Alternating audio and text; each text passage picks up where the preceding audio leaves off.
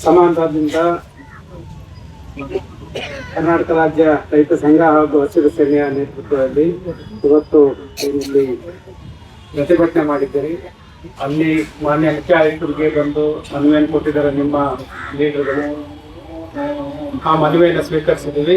ಮುಖ್ಯ ಆಯುಕ್ತರ ಸೂಚನೆ ಮೇರೆಗೆ ನಾನು ಇಲ್ಲಿ ಬಂದಿದ್ದೇನೆ. ಇವತ್ತು ಏನೇನು ಸಮಸ್ಯೆಗಳಿದೆ ಅಂತ ನಮಗೆ ತೋರಿಸಿದ್ದಾರೆ. ಇಲ್ಲಿರುವಂಥ ನಿಮ್ಮೆಲ್ಲ ಲೀಡರ್ಗಳು ನಮಗೆ ಏನು ಸಮಸ್ಯೆಗಳನ್ನು ತೋರಿಸಿದ್ದಾರೆ. ಆದರೆ ಇಲ್ಲಿ ಇರುವಂಥ ಸಮಸ್ಯೆಯನ್ನ ಕಾರ್ಪೊರೇಷನ್ ಬಗೆಹರಿಸಲೇಬೇಕು. ಹಾಗಾಗಿ ಅದೇ ಕಾರಣಕ್ಕಾಗಿ ನಾವು ಇಲ್ಲಿ ಬಂದು ಒಂದಿಷ್ಟು ಕೆಲಸಗಳನ್ನು ಮಾಡಬೇಕು ಅಂತ ಮೊದಲು ನಾವು ಫಸ್ಟ್ ಡೇ ಬಂದ ದಿವಸ ಇಲ್ಲಿ ಓಡಾಡ್ಲಿಕ್ಕೆ ಆಗ್ತಾ ಇರಲಿಲ್ಲ. ಮೂಗಿಟ್ಕೊಂಡು ಓಡಾಡ್ಲಿಕ್ಕೆ ಸಾಧ್ಯ ಆಗ್ತಾ ಇರಲಿಲ್ಲ.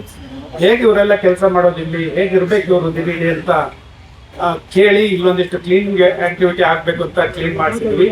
ಒಂದಂತೆ ಹೇಳ್ತೀವಿ, ಯಾರೋ ಹೇಳಿದ್ದಾರೆ ಅಂತ ಮಾಡ್ತಾ ಇಲ್ಲ. ಇದು ಕಾರ್ಪೊರೇಷನ್ ಕಮಿಷನರ್, ಅದು ಮುಖ್ಯ ಆಯುಕ್ತರು, ನಿಧಿಯ ಮುಖ್ಯ ಆಯುಕ್ತರು ಬಂದು ಸೂಚನೆ ಕೊಟ್ಟಂತೆ ಒಂದಿಷ್ಟು ಕೆಲಸಗಳನ್ನ ಇಲ್ಲಿ ಪ್ರಾರಂಭ ಮಾಡಿದ್ವಿ. ಆದ್ರೆ ನಿಮಗೆ ತೊಂದರೆ ಕೊಡ್ಬೇಕು ಅಂತ ಏನಿಲ್ಲ. ಆದ್ರೆ ನೀವು ಸಾರ್ವಜನಿಕರಿಗೆ ತೊಂದರೆ ಮಾಡ್ಬಾರ್ದು. ಅದನ್ನು ಸಹ ನಾವು ನಿಮ್ಮಿಂದ ನಿರೀಕ್ಷೆ ಮಾಡ್ತೀವಿ. ಯಾಕೆಂದ್ರೆ ಅವತ್ತು ಬಂದ ದಿವಸ ನಡ್ಕೊಂಡು ಹೋಗ್ಲಿಕ್ಕೂ ಸಾಧ್ಯ ಆಗ್ತದೆ ಅಂತ ಪರಿಸ್ಥಿತಿ. ಆದ್ರೆ ಏನಾದ್ರೂ ಸಮಸ್ಯೆ ಆಯ್ತು, ಆವಾಗ ಏನಾದ್ರೂ ಬೆಂಕಿ ಅವಘಡ ಆಯ್ತು, ಫೈರ್ ಗಾಡಿಗಳು ಬರ್ಬೇಕು, ಎಲ್ಲಿ ಬರ್ಲಿಕ್ಕೆ ಸಾಧ್ಯನೇ ಇಲ್ಲ. ಸಮಸ್ಯೆಗಳನ್ನು ಬಗೆಹರಿಸ್ಲಿಕ್ಕೆ ಆಗೋದಿಲ್ಲ. ಅಂತ ಸಂದರ್ಭದಲ್ಲಿ ಎಲ್ಲರಿಗೂ ಸಹ ಜವಾಬ್ದಾರಿ ಆಗ್ತಾರೆ. ಹಾಗಾಗಿ ಇವತ್ತು ನೀವು ಇಲ್ಲೇ ಕೂತಿದ್ದೀನಿ, ನಿಮ್ಮೆಲ್ಲರಲ್ಲೇ ನಾನು ಮನವಿ ಇದ್ದೇನೆ, ಕಾರ್ಪೊರೇಷನ್ಗೆ ಬಿಟ್ಟು ಯಾರಿಗೂ ಸಹ ₹1 ಕೊಡಬಾರ್ದು.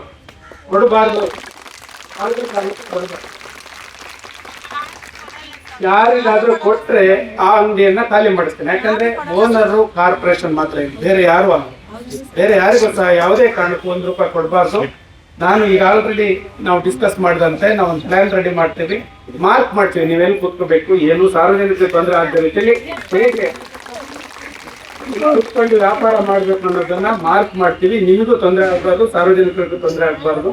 ಆ ನಿಟ್ಟಿನಲ್ಲಿ ಮಾರ್ಕೆಟ್ ಅನ್ನ ನಡೆಸಬೇಕಾಗಿದೆ. ಇದು ನಮ್ದು ಅನ್ನೋದಕ್ಕಿಂತ ನಿಮ್ಮ ಮಾರ್ಕೆಟ್. ನೀವು ಎಷ್ಟು ವರ್ಷದಿಂದ ಹೇಳ್ತೀವಿ,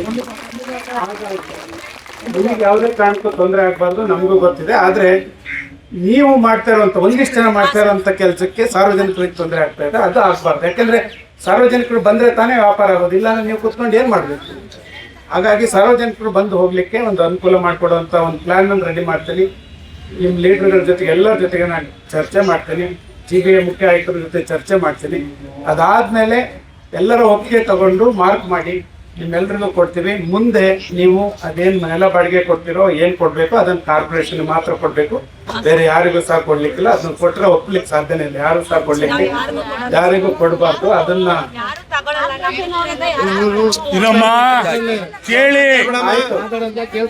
ಯಾರಿಗೆ ಯಾರು ಕೊಡ್ತಾ ಇದಾರೆ, ಎಷ್ಟು ಕೊಡ್ತಾ ಇದಾರೆ, ಯಾರ್ಯಾರು ಕಲೆಕ್ಟ್ ಮಾಡ್ತಾ ಇದಾರೆ ನನಗೆ ಗೊತ್ತಿಲ್ಲ ಅಂತ ಅನ್ಕೋಬೇಡಿ, ನನಗೆಲ್ಲ ಗೊತ್ತಿದೆ.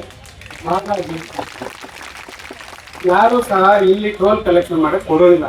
ಸರ್ಕಾರಕ್ಕೆ ಮಾತ್ರ ಬರಬೇಕು, ಕಾರ್ಪೊರೇಷನ್ಗೆ ಮಾತ್ರ ಬರಬೇಕು. ಆ ನಿಟ್ಟಿನಲ್ಲಿ ಒಂದಿಷ್ಟು ಕೆಲಸಗಳಾಗಬೇಕಾಗಿದೆ. ನಿಮಗೆ ತೊಂದರೆ ಆಗದ ರೀತಿಯಲ್ಲಿ ಆ ಕೆಲಸಗಳನ್ನ ಮಾಡ್ತೀವಿ ಅಂತ ಭರವಸೆ ಕೊಡ್ತಾ ಇದುವರೆಗೂ ಶಾಂತಿಯುತವಾಗಿ ನೀವೆಲ್ಲರೂ ಪ್ರತಿಭಟನೆ ಮಾಡಿದ್ದಕ್ಕಾಗಿ ನಿಮ್ಮೆಲ್ಲರಿಗೂ ಸಹ ಧನ್ಯವಾದಗಳು.